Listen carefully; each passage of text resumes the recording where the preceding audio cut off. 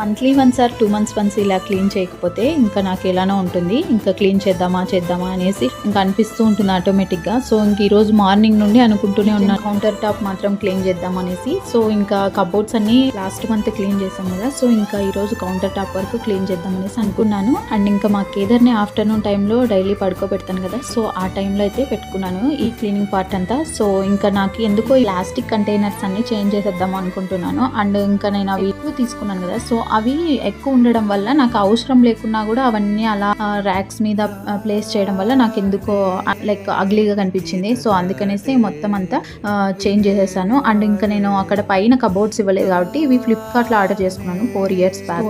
Containers organising racks. So అవి నాకు మంచిగా లుక్ వైజ్ అప్పుడు బాగా అనిపించాయి. ఇప్పుడు ఎందుకో అన్ని బయటికి కనిపిస్తాయి అనేసి నచ్చడం లేదు. సో దాన్ని చేంజ్ చేయాలి. అండ్ కొంచెం ఈసారి అంతా చేంజ్ చేసేసాను. మా హస్బెండ్ కేదర్కి పిజ్జా ఆర్డర్ చేశాను. ఈవినింగ్ ఫ్రెష్ అప్ అయ్యేసి పూజ అయితే చేసేసాను.